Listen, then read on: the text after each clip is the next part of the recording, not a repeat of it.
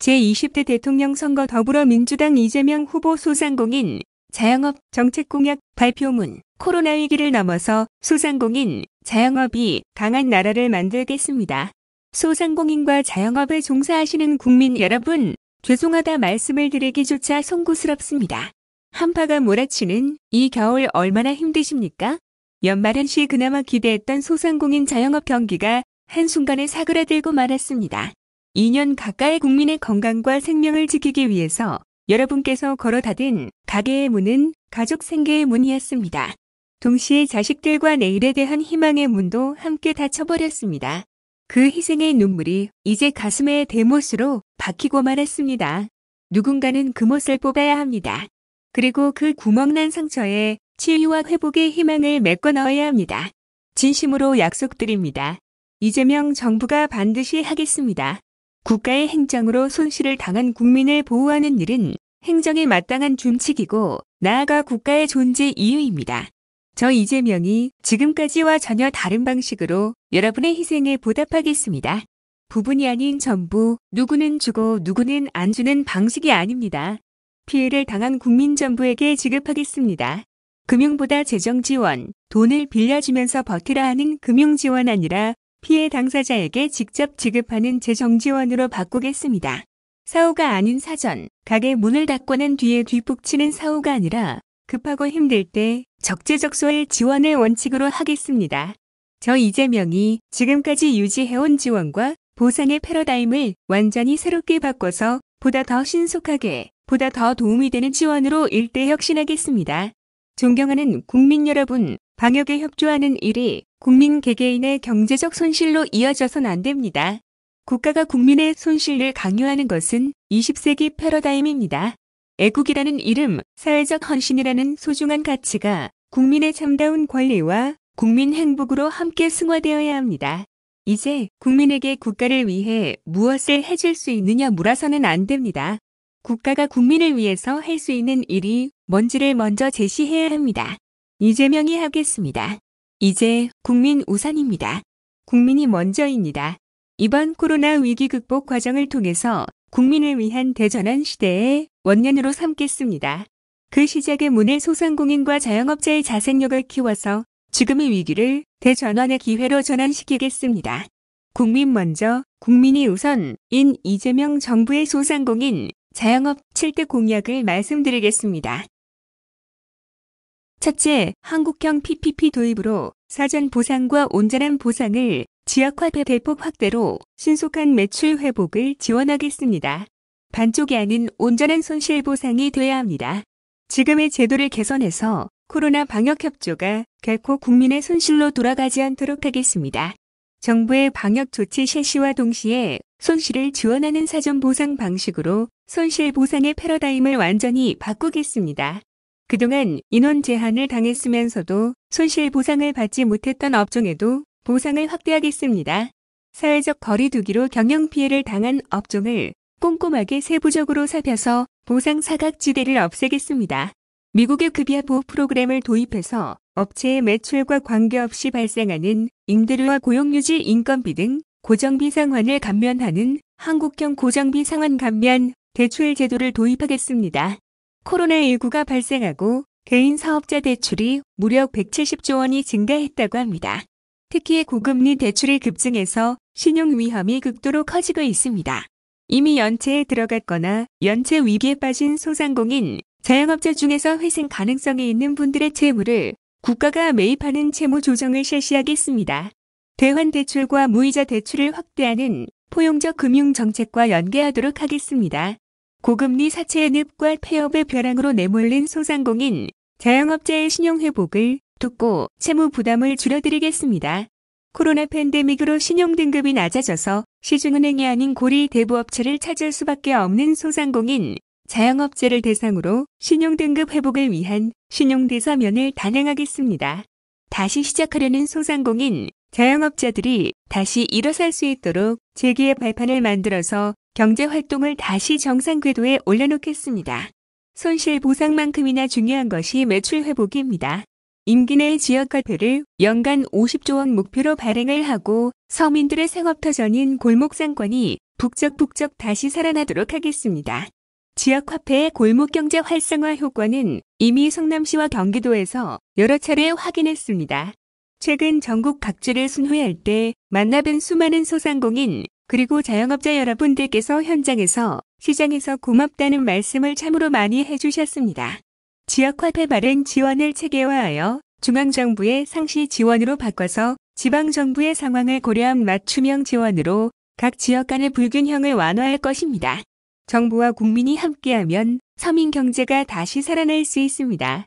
온 국민에게 소상공인 전용 소비 쿠폰을 지급해서 다 함께 잘 사는 행복한 골목 경제를 만들겠습니다.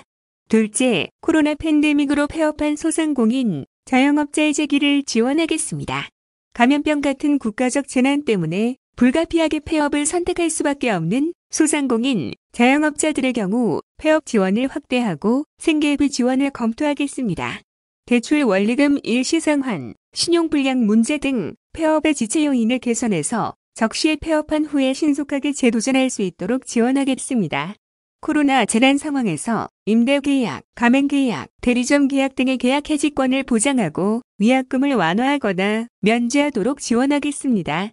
폐업하는 소상공인, 자영업자에게는 직업훈련을 비롯한 재취업, 재창업 관련 교육, 컨설팅 같은 재도전 등의 보증을 도입해서 다시 일어설 수 있는 기반을 정부가 지원하겠습니다.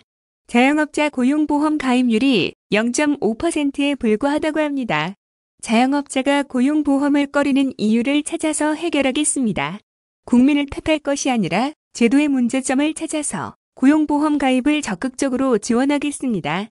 소상공인, 자영업자의 퇴직금인 노란우산 공제의 활성화를 더욱 지원하겠습니다. 최소 납부 금액을 완화하고 신규 가입 지원을 확대하고 10년 이상 장기 가입자의 임해 해지를 할 경우에 퇴직소득세 적용을 통한 세금 부담 완화 조치도 하겠습니다. 공제 가입에 따른 혜택과 복지 사업을 대폭 확대하겠습니다. 셋째, 감염병 등 재난 시기에 임차 상인 임대료 부담을 완화하겠습니다. 조사 결과에 따르면 소상공인, 자영업자 4명 중에 1명은 정부가 지급하는 손실보상금을 고스란히 임대료 납부에 써야 한다고 합니다. 그리고 10명 중에 3명의 손실보상금은 집합금지, 영업제한이 실시된 3달치 임대료조차도 미치지 못했다고 합니다. 감염병 등 재난에 의한 집합금지, 영업제한 등이 실시될 경우에 캐나다 같은 해외에서는 임대인, 임차인, 그리고 정부가 임대료 부담을 나누고 있습니다. 우리도 못할 이유가 없습니다. 정부가 임대료 부담을 낮출 수 있는 제도를 도입하겠습니다. 감염병 재난 상황 동안은 임대료 연체를 이유로 임차 상인에 대해서 건물주가 마음대로 계약 해지, 갱신 거절, 강제 퇴거 조치를 할 수 없도록 하겠습니다. 공정 임대료 가이드라인을 만들겠습니다. 매출 변동과 임대료 조정 비율을 연동한 표준안을 마련해서 자율적인 임대료 협상에 도움이 되도록 하겠습니다. 자율적인 상가 임대료 협상이 성립되지 않으면 법원을 통해서 비용도 많이 들고 시간도 많이 쓰는 소송이 아니라 비송사건 절차법 같은 방식을 동원해서 임대료 분쟁을 신속하게 쉽게 해결하는 방안을 마련하겠습니다. 임대료, 관리비 등을 책정할 때 임차 상인들이 대표를 선임해서 집단적으로 단체 협상을 할 수 있도록 제도를 만들어가겠습니다. 넷째, 플랫폼 시장 소개, 의뢰 권리를 보장하겠습니다. 온라인 플랫폼 시장의 공정한 질서를 반드시 확보하겠습니다. 온라인 플랫폼 중개 거래의 공정화에 관한 법률을 즉각 제정하겠습니다. 저는 지난 9월 플랫폼 입점 소상공인, 자영업자의 단체 결성권과 협상권 보장, 그리고 경기도 공공배달앱인 배달특급의 전국 확장을 공약한 바가 있습니다.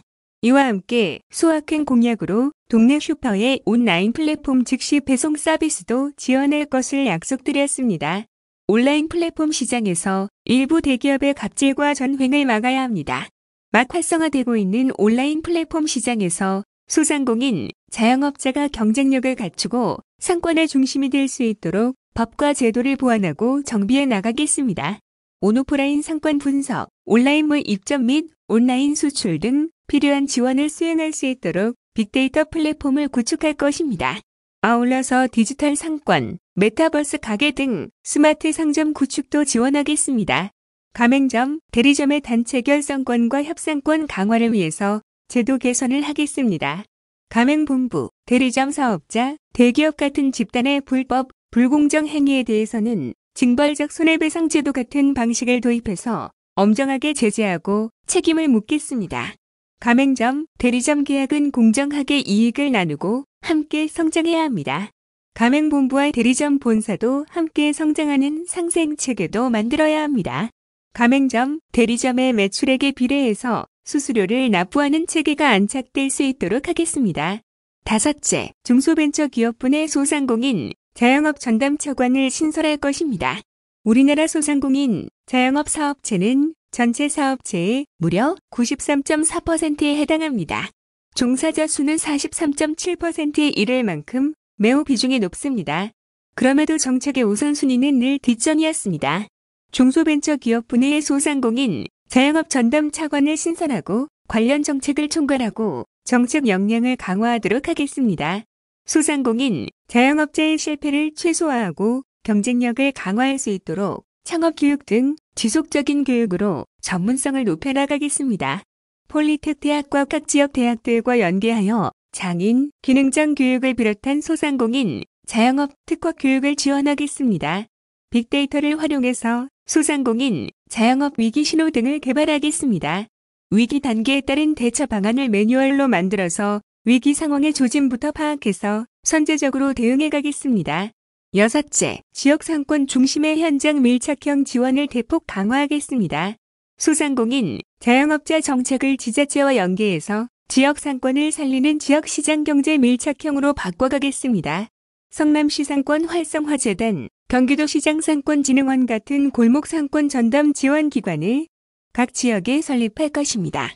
지역의 문화와 특색을 살린 특화된 맞춤형 골목형 상점가를 적극 육성하겠습니다. 지역 상생구역 그리고 자율상권구역을 지정하고 골목형 상점가 지정 기준을 완화하겠습니다. 그래서 불합리하고 미흡한 제도를 적극적으로 개선할 것입니다.